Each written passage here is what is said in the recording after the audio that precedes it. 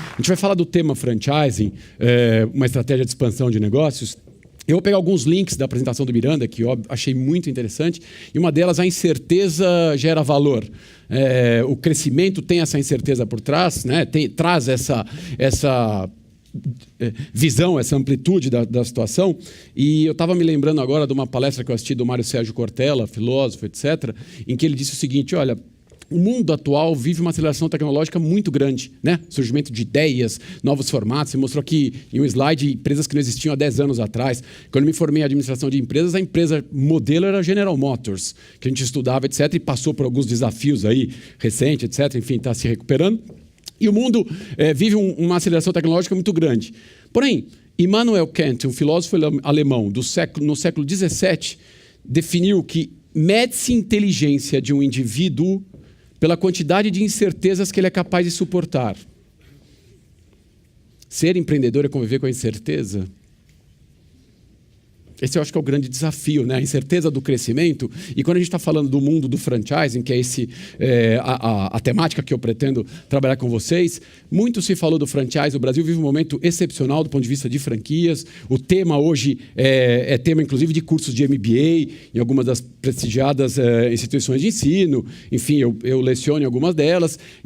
Mas se criou uma aura de que franchising tudo é muito fácil, tudo é muito simples, é só você... Do ponto de vista de investidor, quando você compra uma franquia... Aliás, eu recebo ligações de telefonemas de amigos meus. Poxa, Dir, eu quero comprar uma franquia, porque, primeiro, eu não aguento mais, eu quero ser empreendedor, eu não quero ter chefe. Aliás, eu vi aqui o tema de uma matéria. Acho que é o pior erro que qualquer pessoa pode pensar. Porque no momento que você se torna empreendedor, se você é dono de uma franquia, você passa a ter um dos chefes que eu chamo um dos chefes mais implacáveis, um dos chefes mais tiranos, se você não souber conviver com ele, que é o cliente. Ele simplesmente fala para você assim: eu não compro mais o seu produto. Pronto, ele falou para você: você está demitido. Então, existe uma visão: não, quero comprar uma franquia porque eu não suporto mais chefe. No caso do franchising, não que o franqueador atue como chefe, muito pelo contrário, mas você tem que respeitar as determinações desse franqueador. Então, o que eu queria trazer em termos de visão de franchise é um pouco desse mundo. Como é que eu posso crescer por franquias num contexto onde o franchise hoje cresce a taxas de 20% ao ano? Não é fácil conviver com franchising, não é simples. E o franchising tem, a gente chama duas dimensões. Tem a dimensão modelo de negócio, dimensão financeira, e tem a dimensão humana. Amei uma fala aqui do Miranda, que ele fala assim, se aproximar dos canais, ou se pegou o dono do posto Ali e ele vai nas inaugurações dos postos, fala com os fornecedores. Enfim, tem uma relação de disciplina, tem uma relação de exemplo no franchising que é fundamentalmente importante. E outro elemento fundamental que está no que a gente vai conversar com vocês é essa cultura empresarial que, para o franchising, mais do que multiplicar um modelo de negócio, é multiplicar uma cultura. Cultura é o jeito como as coisas são feitas. As pessoas ainda procuram a gente lá no escritório. Eu quero franquear um negócio e eu já estou com os manuais escritos. Já estou pronto? Que negócio hoje suporta manter manuais atualizados com esse crescimento que a gente vem tendo absurdo, onde você chega hoje no ponto de venda com muito mais informação do que o vendedor? Vocês já passaram por essa experiência em algum momento? Esse é o tal do consumidor empoderado. Esse foi o resumo da Convenção de Varejo em Nova York, agora a 100ª edição. Faz 100 anos que os americanos se juntam para discutir o futuro do varejo. Chama-se NRF, National Retail Federation. Acontece em janeiro, em Nova York, todo ano. E assim, o resumo dessa convenção, na verdade eu estou simplificando, são 4 dias de palestras, eu estou simplificando em 2 pontos. Primeiro, é o tal do consumidor onipresente, consumidor empoderado. Qual é a reflexão para franchising? Quem define uma estratégia de distribuição hoje é o cliente, não é mais a empresa. O consumidor já tem comportamento multicanal. Ele age em diversas formas. Ontem estava no estado de São Paulo, a Magazine Luiza já vendendo pelo Facebook. Não sei se alguém viu essa matéria, com representantes registrados pela empresa, né? Então, esse é o consumidor onipresente que chega no ponto de venda super bem empoderado, super bem informado. Miranda falou de experiências, turbinar experiências no ponto de consumo, certo, Miranda? Um dos pontos-chave de sucesso. E o segundo ponto que me chamou muita atenção nessa convenção, para dar o tom do que a gente vai conversar, é o que os americanos falaram: olha, no meio da crise, ainda vivem uma crise muito forte, enfim, eles falaram: olha, vamos praticar o B2B. Alguém levantou a mão e falou: business to business? Não, o back to the basics. Cara, faz o básico, centra no cliente, define uma estratégia de produto, ouve o que as pessoas têm para dizer. Queridos, aprendam uma coisa fundamental. Em vários cursos de negociação, esquecem de dizer que atrás de um CNPJ tem sempre um CPF. É simples assim. Mas não estou dizendo que o CNPJ não tem toda uma lógica de CNPJ, tem toda uma amarração, mas no franchise tem uma dimensão humana que a gente precisa entender com mais profundidade. O que eu pretendo trabalhar nesse caminho com vocês aqui é, essencialmente, definir a essência do franchising, falar um pouco do mercado brasileiro para contextualizar. Essa apresentação fica disponível depois para a moçada da Endeavor. Aliás, eu preciso fazer um registro aqui, me sinto muito orgulhoso de estar aqui. Parabéns, moçada da Endeavor, vocês são apaixonados pelo que vocês fazem e vocês transmitem isso para a gente. Isso é muito positivo. E eu tive a oportunidade de fazer esse tema de franchising com a moçada de busca e seleção. A gente fez um workshop com a moçada aqui, porque cada vez mais empreendedores estão buscando a Endeavor, eles estão sendo demandados com esse tema, ou seja, eu fiquei extremamente orgulhoso de ter sido chamado e acho que deve ter sido produtivo e estou bastante feliz de estar aqui com vocês. Na formatação do negócio, que eu acho que esse é o ponto principal da nossa fala, quais são as dicas, né? E eles tratam com tanto carinho a apresentação, você manda os slides, eles fazem diversas críticas, eles sugerem melhorias. Assim, ontem à noite, Leandro, show de bola, me ligou 8h30 da noite, Adira, só para te dar mais uma alinhada e tal. Eu que sou um cara extremamente ansioso, quer dizer, preocupado, muito preocupado, e o ansioso, né? Acho que é o terceiro, né? Eu falei, gente, ele deu uma relaxada. Falou, Adilson, chega às 8 horas pela... Não é Atibainha, Uberabinha, você entra por aqui, não sei o que. Quer dizer, pronto, já estava com o roadmap preparado para o meu nível de ansiedade. Eu já saí, fui tomar uma cervejinha e tal, então fiquei um pouquinho mais tranquilo. Isso daí é tratar as coisas no detalhe e tratar com carinho. No mundo do básico, no mundo de fazer o básico, são os detalhes que vão fazer essa diferença. E depois os desafios do franchising. Quando a gente começa a pensar em franquia, esse tal do franchising, né? Eu me lembro de uma empresa que eu fui sócio de uma das grandes consultorias, com muito orgulho do franchising, e a gente tinha lá uma empresa que chamava Instituto Franchising, e a gente ligava no radiotáxi, e o radiotáxi tinha lá o nome da empresa. Aí ela falava, qual é a sua empresa? Eu falava, é a 022. Aí ela, Instituto Francischini. Eu falei, isso, Instituto Francischini, é isso aí. Então vamos ver o que é o Francischini. Eu não consigo definir o Francischini sem entender quais são as estratégias de expansão. O nome do jogo para mim hoje, e de uma certa forma o Miranda comentou isso, Miranda, se eu estiver desalinhado no meu entendimento, você me corrija, tá certo? Eu não quero dar interpretação errada para as pessoas, mas se é a minha interpretação, o nome do jogo hoje é acesso ao mercado. Não é mais em quem produz aqueles grandes ativos, que têm a sua importância, óbvio, mas é acesso ao mercado. Quem acessa ao mercado tem maior poder.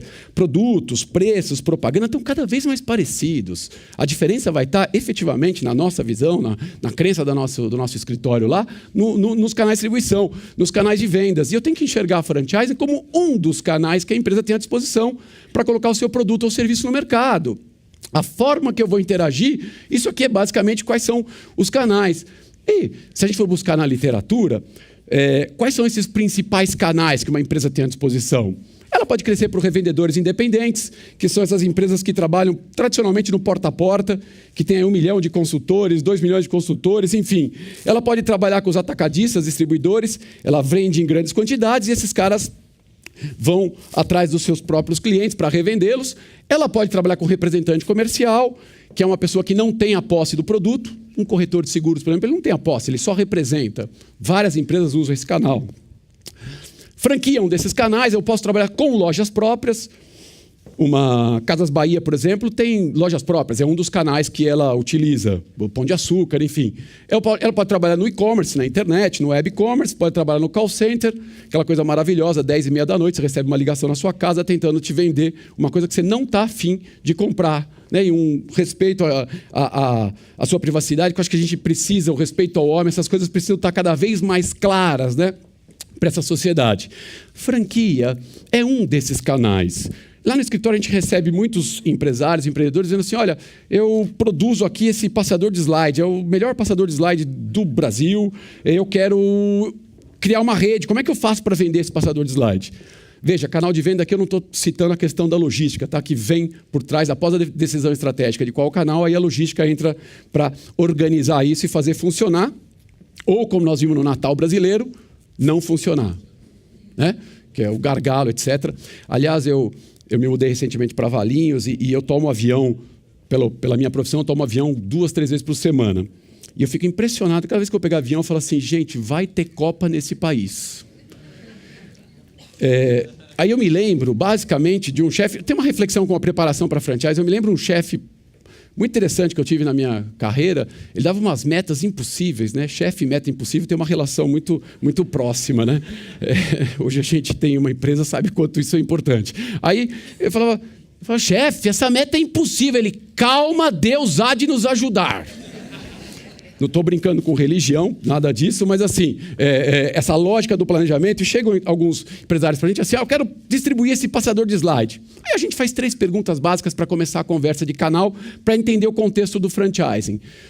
A primeira pergunta que a gente faz é o seguinte, que tipo de controle, isso aqui é o que a literatura define em canais, tá? Vou pegar os maiores autores de canais de marketing, Bert Rosenblum é um que a gente lê bastante. Ele define assim, que tipo de cobertura, que tipo de controle você quer ter sobre o seu canal? Como é que você quer que ele exponha o produto? Como é que você quer que ele interaja com os clientes? Como é que você quer que ele faça a abordagem? Como é que você quer que ele divulgue as coisas? Normalmente os empreendedores respondem... Não sabem, eles são muito inteligentes, eles querem um autocontrole. Eu quero ter um controle bastante efetivo. Tá legal. Que cobertura de mercado que você quer ter? Brasil. América Latina, talvez. Não, se eu pegar um Growing Capital, eu posso entrar para a Índia também, eu posso entrar para a África, eu posso entrar para a Ásia. Você quer ter uma cobertura bem alta, bem alta. Então, peraí, controle alto, cobertura alta. Isso. Aí vem a terceira pergunta. Quanto você está disposto a gastar para servir esse canal? O que eles respondem? Nada. Vocês já foram no meu escritório? Não, né? Não quero gastar. Aí, nós contratamos hoje o Padre Quevedo. Ele entra e diz o seguinte, isso não existe, hombre. Não dá. Tem que fazer trade-offs. O sacrifício do empreendedor é um trade-off que a gente faz. Né? Tem que estar disposto a esse trade-off. Trade-off, Michael Porter define trade-off em estratégia de empresa como uma escolha. Toda escolha acarreta uma perda. E o empresário brasileiro, de maneira geral, não sabe lidar com a perda. Eu quero ter um controle alto, uma cobertura alta e custo baixo. Não existe, hombre. A franquia não é o melhor canal. Tem muitos negócios que a gente recomenda não fazer franquia. Porque os americanos definem franquia como other people's money. Então não brinca com other people's money, não brinca com o dinheiro dos outros. Seja muito sério na sua estratégia. Faça uma avaliação muito criteriosa. A franquia é o canal que melhor equilibra os 3 Cs. Ela tem um controle razoavelmente bom, que você tem métrica, você tem processo, você tem manuais, você tem instrumento jurídico. Você tem uma cobertura que vai depender do nível de dinheiro dos interessados na aquisição da franquia. E o custo para servir não é uma unidade própria, eu não preciso visitar todo dia. Quer dizer, o custo não é baixo, mas também não é dos mais altos. Diego, tem outros canais? Tem. Se eu quiser vender pela internet, qual é o meu controle quando eu vendo pela internet? Altíssimo. Qual que é a cobertura de mercado? Depende do negócio. Tem muita gente que tem muitos produtos que não são comprados ainda pela internet, não se tem o hábito, enfim, que cresce absurdamente. Imagina, não dá nem para discutir. Só que não necessariamente todo mundo está comprando pela internet. O movimento é brutal e cada vez maior crescimento e esse é um dos caminhos. Hoje o maior desafio do franchise, eu acho, brasileiro, é como integrar e-commerce com lojas franqueadas. O franqueado fala assim, o e-commerce é meu concorrente. Querido, se você não lançar logo o seu e-commerce, alguém vai lançar. Então não tem mais. O consumidor tem comportamento multicanal. As redes franqueadoras vão precisar encontrar um equilíbrio do tipo até ajudar franqueados com receitas na distribuição do produto. O custo para servir na internet relativamente baixo. É ter um site, um servidor, sistemas de e-commerce, enfim. Então não existe o melhor canal, o canal mais fácil. Existe sim aquilo que tem a ver para a sua essência. Franquia é uma forma de ocupar o mercado de maneira estruturada. Para um franqueado, tem que ser a oportunidade de instalar um negócio de sucesso. Eu vi uma entrevista de uma pessoa, uma jovem senhora, devia ter uns 55 anos de idade, ela estava querendo comprar uma franquia, uns 3 anos mais ou menos. Eu ouvi a entrevista de um dos meus consultores falando com ela, que tipo de franquia você quer comprar? Ela falou, eu quero comprar uma franquia de 200 mil dinheiros, não importa aqui a quantidade, eu quero trabalhar meio período e eu não suporto lidar com gente. Eu parei o que eu estava fazendo e falei, deixa eu ver o que ele vai dizer, porque eu quero comprar essa franquia também. Deve ser maravilhoso. Não existe. Qual a reflexão? Que é importantíssimo para quem pensa crescer com franquia. O problema não é a ignorância dessa jovem senhora. Ela é ignorante no assunto, ela não sabe da brincadeira, né? Ela não sabe, não entendeu ainda claramente o que é. E muito se vendeu de franquia no passado, dizendo assim, se torne seu próprio patrão, tal, etc, etc. Então, acho que tem um grande erro, nós, consultores, imprensa de maneira geral. Qual é o grande erro? O franqueador, vocês, futuros franqueadores, aceitarem essa pessoa dentro da sua rede e depois cobrar a postura empreendedora. Não vai ter. É simples assim. Franchising tem que ser visto para a empresa como uma estratégia de ocupar mercado, de preencher espaços, acesso ao mercado. Na essência, você tem aqui o franqueador desenvolvendo uma marca, um sistema, um produto ou serviço, né? Disponibilizando para esse bando de clones, que são os franqueados, que são essas empresas juridicamente independentes. Tem lei que suporta isso, eu vou dizer para vocês um pouquinho. E esse franqueado, que é quem adquire a marca, quem adquire o direito, paga uma certa taxa e tem lei que embasa isso, tem regras muito claras. Aliás, tenho que destacar aqui o papel da Associação Brasileira de Franchising vamos dizer assim, na pureza do sistema, na limpeza do sistema, no franchising ético, abf.com.br, vale muito a pena aqueles que estão querendo entrar no sistema, ver os cursos. A associação é uma associação de entidade, não é uma associação privada, ou seja, ela beneficia e ela visa desenvolver esse franchising. E uma das grandes ações da ABF foi a conquista da própria lei de franquias, né? Hoje existe lei, uma lei de 94, que é a Lei Magalhães Teixeira, ex-prefeito de Campinas, que obriga qualquer empresa que vai conceder uma franquia, obriga a entrega de um caderno técnico chamado COF, Circular de Oferta de Franquia. É um documento bastante extenso, onde você, franqueador, na formatação do seu negócio, você deve criar junto com advogados da sua confiança, e essa COF é entregue para os candidatos que estão numa negociação avançada. Essa COF ela é baseada no princípio da lei americana, que tem na sua essência o disclosure, a transparência. Ou seja, ela foi criada, a COF, para dar mais poder de decisão para o candidato à franquia. Desde 94, dezembro de 94, ela existe. Entre outras informações, ela obriga que o franqueador coloque o seu balanço dos últimos 2 anos. Tem um pouquinho de princípio de governança corporativa, eu estou me apropriando aí do termo, mas eu tenho que mostrar o balanço da minha empresa dos últimos 2 anos, tenho que mostrar as minhas pendências judiciais, entre vários assuntos, e tenho que mostrar também os franqueados que se desligaram da rede nos últimos 12 meses, para que esse candidato possa ligar para os caras e dizer, por que você saiu da rede? O que fazem franqueadores que estão no estágio mais avançado? Não colocam só dos 12 meses. Colocam todos que se desligaram. Está aqui, ó, princípio da transparência. Eu tenho um conflito com pai, com mãe, com filho, com esposa. Não vou ter com o franqueador ou com o franqueado. O conflito faz parte da vida. Como eu lido com o conflito é que faz a diferença. Em redes de franquia bem estruturadas, aonde há confiança, há tolerância. Por isso a cultura passa a ter um peso muito grande. Tem lei para sustentar isso. E tem grana também que sustenta tudo isso. De maneira geral, as 3 principais taxas do sistema de franchising, para depois falar um pouquinho dos caminhos para crescer por franquias. A primeira taxa é a taxa de franquia, que geralmente é paga na assinatura do contrato. Geralmente é paga no momento em que eu sou aprovado como franqueado, já recebi lá a circular de oferta, e eu pago um valor que a gente estima, como consultores, que deveriam girar em torno entre 10% e 20% do investimento total da aquisição da franquia. Não é uma regra, não é uma ciência, mas tem uma lógica de que eu não posso cobrar uma taxa de 50% do meu investimento, onde eu vou ter uma relação mostrando para o candidato o seguinte, olha, eu estou interessado em vender franquia para você, não estou interessado em te dar suporte. Então, essa é uma lógica que a gente orienta os franqueadores. A segunda taxa que suporta esse sistema são as taxas de royalties, que é paga pelo franqueado por todo o know-how que ele recebe, por todo o suporte, né? Que é um dos quesitos controle da franquia, por toda a visita de campo, por todas as auditorias, né? São alguns desafios que acontecem no sistema de franchising. E tem uma terceira taxa, que é a taxa de marketing, que geralmente a maior parte das empresas cobra. É um fundo que ela arrecada esse dinheiro para várias... É o fundo para toda a rede, ela vai angariando 3% do faturamento, valor fixo, tem várias formas de cobrança. E depois ela é responsável, perante os franqueados, de criar campanhas institucionais, enfim, campanhas nacionais. Então, isso sustenta aí a parte financeira do franchising. Mercado brasileiro de franchise. Nós hoje somos o 4º país do mundo em redes franqueadoras.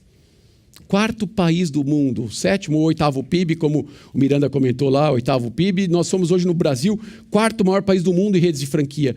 Segundo a ABF, que é um dado do início do ano de 2011, portanto já desatualizado, mas é o dado mais atualizado que nós temos, são 1.855 marcas franqueadoras no Brasil. Dessas 90% a 93% nacionais. Tipicamente nacionais. Ontem, segunda e terça-feira, estava tendo uma feira de franquias em Campinas, no Royal Palm Plaza. 50 marcas expondo. Cada vez mais comum essas feiras regionais. Aqui em São Paulo tem uma feira que acontece em junho, que é da BF também, que é no Expo Center Norte. E eles são 400, 450 expositores, né, dos 1.855 marcas. Só como dado para constar na apresentação de vocês, o mercado de franchising aí, o último ano cresceu 20%, enquanto o nosso PIB foi 7,5%. Os dados que a BF coleta, né, para mostrar um pouco do perfil de crescimento. 76 bilhões de reais, mais ou menos, de faturamento, e com crescimento de 20%, como a gente falou, e redes 1.855. A gente estima que esse ano bata umas 2.000 marcas, né?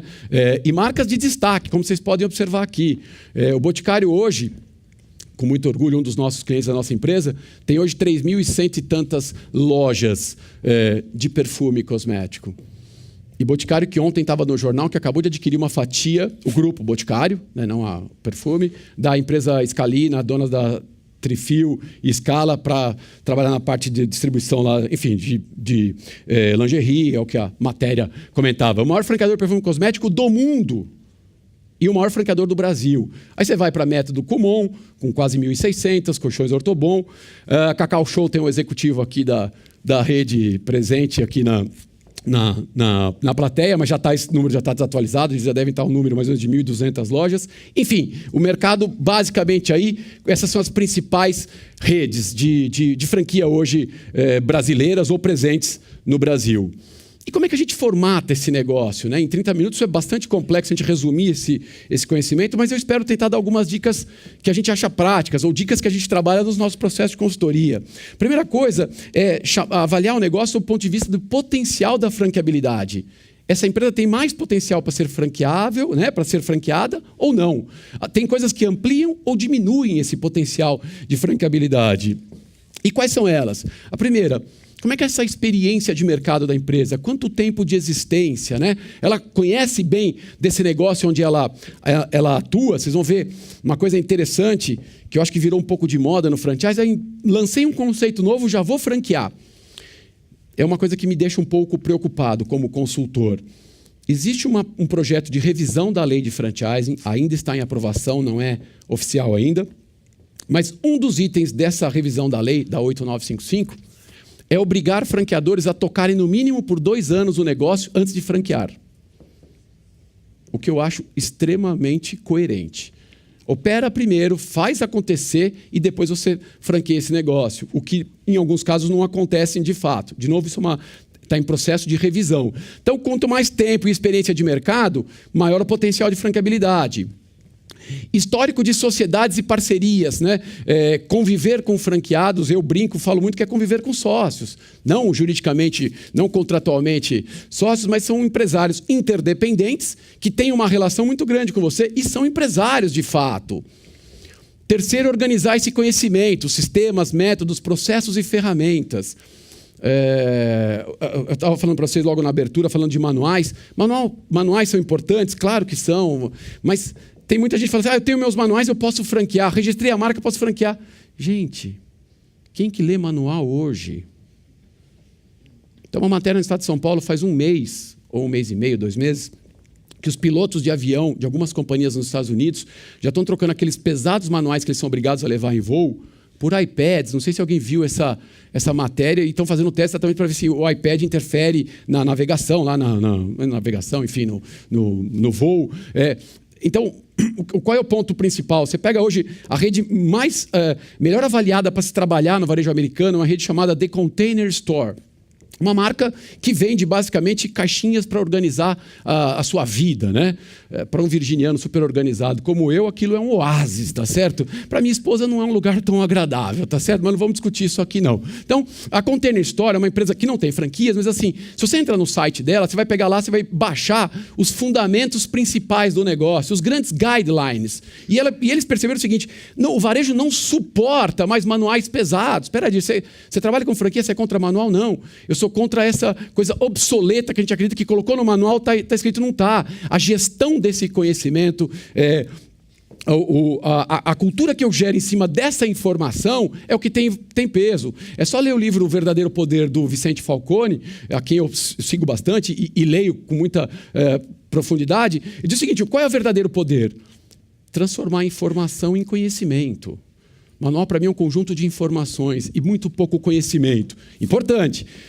E aqui tem um pouco a ver, Miranda, com a coisa de registrar. Os americanos falam o seguinte: para você ser um franqueador bom, você tem que fazer um track record, você tem que registrar os caminhos que você seguiu, os vinhos que você tomou, os vinhos que você gostou, que você não gostou. Você tem que fazer isso aqui para a franqueabilidade do negócio. Cultura empresarial. Clemente Nóbrega, que é um cara que eu leio muito, é um físico nuclear, eu trabalhei com ele na AMIL, quando fui funcionário da AMIL por 8 anos.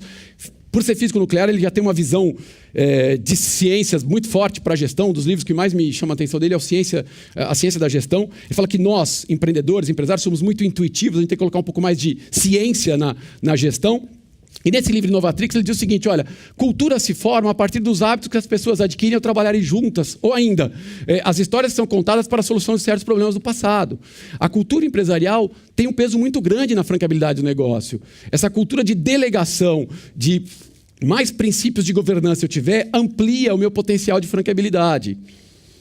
Quinto, experiência na operação e gestão do negócio que será franqueado. Já citei aqui um pouco com relação a negócios que nem praticamente entraram em operação e já querem franquear, né? Citei do caminho da lei. Se eu tenho gerência de mais de uma unidade, esses dias eu atendi no escritório um rapaz que tem uma rede de alimentação, 10 lanchonetes, enfim, no Rio de Janeiro, e ele brincava comigo e falava: Adir, putz, eu sou um pateta, eu não sei nada. Falei: querido, eu queria ser pateta que nem você e ter 10 lojas. Ou você que tem 20 anos de empresa diz que não acertou nada. Não é possível, com 20 anos você acertou um montão de coisa. Cadê quem falou de 20 anos? Você acertou um montão de coisa. Você pode não ter acertado outras, mas não dá para viver 20 anos só errando, né? Eu estava dando um treinamento de finanças para uns franqueados e o cara falou assim para mim: eu não sei calcular o meu playback. A gente falou: então vamos treinar, filho, payback e tal, não sei o quê. Aí fui para casa, brinquei com a minha esposa, falei: o cara não sabia calcular o playback. Aí fui ver, sabe quantas lojas esse cara que não sabe calcular o playback tem? 9. Eu que sei calcular todos os paybacks, não tenho nenhuma loja. Então, dá para a gente entender um pouquinho que o conhecimento não tem muito a ver com educação formal. Claro que a educação formal ajuda e muito, né? Mas tem capacitação, o Portal do Santander lá trabalhando o desenvolvimento do empreendedorismo, acho isso bárbaro, tá certo? A imagem da empresa, marca é um dos pilares do sistema, obviamente, mas quando você vai começar a franquear, a tua marca ainda não é tão forte, né? Eu acho que é um paradoxo que existe no sistema, mas é importante dar uma sentida como é que é essa receptividade da marca, como é que é a receptividade desse conceito. Esse conceito é adequado a vários lugares. Eu me lembro, um dos nossos clientes aí, a Porto Belo Shop, o Juarez, que é um grande diretor de negócio dessa marca, no passado, tudo era muito obrigado à padronização, essencial, etc. E aí eu lembro que eles tinham que ter espaços de lareira nas lojas do Nordeste. Fala dele, quer dizer assim, não necessariamente você tem uma aderência, então você precisa ter uma certa habilidade, essa receptividade de conceito tem que fazer parte da sua cultura, eu não posso perder qual é o meu DNA nesse processo. Padrão de arquitetura, eu tenho que ter esse documento um pouquinho organizado, como é que essa coisa vai ser expandida. O que eu quero dizer, se eu não tenho nenhum desses itens, eu não posso ter franquia? Não, o que eu estou tentando dizer aqui, com todos esses itens, acho que são 10 itens, esse é o caminho das pedras. Quanto mais desses itens eu tiver, maior potencial de franqueabilidade eu vou ter. Definir o perfil ideal do franqueado. É lindo você pegar as ofertas de franquia e falar assim: eu quero um empreendedor, eu quero que ele seja um cara alegre, eu quero que ele seja arrojado, eu quero que não sei o quê. Eu falo: gente, se encontrar esse cara desse jeito, eu caso com esse cara, seja homem ou seja mulher. Porque eu acho que tem um pouco de utopia nessa história. E para mim, eu acho que o franqueado não tem que ser um empreendedor. Eu acho que ele tem que ser um gestor. Eu acho que ele tem que seguir regras de gestão. Nós vamos falar um pouquinho isso dos principais desafios. É claro que ele tem que ter uma pegada empreendedora, um comportamento empreendedor, como o Empretec trabalha, mas é importante que eu defina o perfil ideal do franqueado. E agora, nosso escritório está trazendo um pouquinho também uma outra visão de perfil de franqueador. Tem gente que não serve para ser franqueador. Não tem capacidade para lidar com várias pessoas. E a gestão do conhecimento, apenas saber vale pouco. É preciso saber transferir. Desculpa, são 11 itens. O último item é a viabilidade financeira do negócio, né? Resumindo, os 4 principais pontos desses 11 são experiência de mercado. Quanto mais experiência tiver, amplia meu potencial de franqueabilidade. O potencial do negócio, ou seja, quantas unidades cabem disso, aonde que cabem. A viabilidade financeira, tanto para o franqueador quanto para o franqueado. Franqueador, 5 anos, quanto você vai investir nesse projeto de franquia? Projetos de franquia aí, você vai investir entre 200 e 400 mil reais para startar o processo. falando números grandes, para começar a funcionar, para você participar de uma feira, para você organizar o seu conhecimento e, obviamente, aí, documentar esse tipo de informação ou registrar os vinhos que foram bons ou que não foram bons, fazendo um paralelo para o negócio. Eu adorei o link que o Miranda trouxe. E como eu estou já no fechamento do meu tempo, eu acho que os principais desafios do franchising, dentre vários, na minha ótica, na nossa visão, são um conceito trabalhado por Paco Underhill, que é um consultor de varejo que já atendeu algumas redes brasileiras. Ele tem uma empresa chamada EnviroCell, né? Ele filma as pessoas no ponto de venda. Gente, é patético. Vários executivos deviam sair do seu ar-condicionado e olhar um pouquinho as coisas como estão acontecendo. Lá no escritório a gente tem um discurso que diz assim: quem fica mais de 6 meses atrás da escrivaninha começa a falar abobrinha. Perde a noção do que está acontecendo. O Paco Underhill, a empresa dele, super organizada, ele filma as pessoas no ponto de venda. Como é que é a interação com a marca, etc., que é esse EnviroCell. E ele filmou no ano passado, nessa convenção de NRF, ele pegou uns 2 ou 3 consultores deles, não expôs a marca, uma câmera escondida, e foi nas lojas, os consultores dele foram nas lojas comprar produtos do tipo: olha, eu recebi aqui uma oferta pelo meu celular, pelo meu smartphone, dessa televisão, desse computador, eu queria comprar. Gente, se as pessoas não estivessem falando inglês, estivessem falando português, você ia imaginar que aquilo era no Brasil do mesmo jeito. Ou vocês não já vão passar pela experiência: poxa, mas no site está R$2.000, aqui está R$2.500. Ô, doutor, o senhor tem que entender que aqui a gente paga o aluguel da loja, né, doutor? E o Kiko? E o que eu tenho a ver com isso? Isso é problema seu. O consumidor já tem comportamento multicanal. Entender esse conceito, que é o que ele chamou da One Brand Experience, a mesma experiência de marca em todos os pontos de contato. Que um fale porta, o outro fale porta, não tem problema. Mas é a mesma experiência de marca em todos os pontos de contato, que é a convergência de canal e essa integração. O Boticário tem um termo que eu me apropriei deles lá, mas experiência ele quer trabalhar uniformidade operacional. Isso é um dos grandes desafios do franchise. E para eu fechar essa parte de apresentação, a gestão estratégica do franchising, aproveitando e já fazendo aqui um lançamento, eu e meu sócio acabamos de escrever um livro que é a gestão estratégica do franchising. O que é? E deve ser publicado aí em 2 meses, se tudo der certo. Impressionante a fila de livros em editoras para serem publicados. Eu não estava neste mercado, enfim, quantidade de gente produzindo conhecimento, o que é muito bom, né? Então, de um lado, o que é a gestão estratégica? Franqueadores têm que ter muito claro a sua cultura, a sua missão, a sua visão, o que eu chamo de brand statement. Qual é o propósito dessa empresa? Então, se você está em estágio inicial da empresa que quer franquear, tenta decifrar um pouquinho mais qual é esse DNA. E foi falado aqui pelo Miranda também sobre outra ótica, sobre a cultura empresarial, sobre a forma como as coisas são feitas, como um dos indicadores de valoração de uma empresa, né? Isso aqui como diretriz da rede de franqueadores, para mim é o maior desafio hoje do sistema de franchise nacional. E, por outro lado, o azul um pouquinho mais escuro aqui, indicador, plano de ação e engajamento das pessoas, é responsabilidade do franqueado. O franqueador pensa macro, o franqueado pensa micro. O franqueador pensa um horizonte de 5 anos, 3 a 5 anos, o franqueado tem que pensar um horizonte de 1 ano. E tem que exercitar a disciplina de franqueados realizarem planos de negócios. Ah, não, eu comprei uma franquia, tudo quem define é o franqueador. Um dos grandes problemas do franchise nacional é o que a gente chama do papel das partes. Quem faz o quê nessa relação? Eu ouço, olha, é papel do franqueador desenvolver produtos, desenvolver marca, dar diretriz. E é papel do franqueado executar com excelência no ponto de venda. É turbinar a experiência de consumo no ponto de venda. Isso é do franqueado, de maneira alinhada. Isso é a gestão estratégica. Eu conheço amigos meus que falam assim: ah, mas meu casamento vai muito mal. Vai por quê? Ah, por causa da minha esposa, claro. Aí eu pergunto assim: e você, quanto está contribuindo nessa relação? Porque o que a gente aprende no mundo dos negócios é que se você não está contribuindo, alguém está contribuindo no seu lugar. Mas isso eu queria só fazer uma conotação ao franchising, tá certo? Depois vocês editam isso daí para não prejudicar o negócio. Então, trabalhar de maneira alinhada, ver os princípios da franqueabilidade, eu espero que um pouquinho dessa visão a gente consiga entender que franchising é sucesso, dá muito trabalho, né? Aristóteles dizia: nos tornamos aquilo que repetidamente fazemos. Vicente Falcone diz do poder do método, o quanto ele consegue multiplicar essas coisas.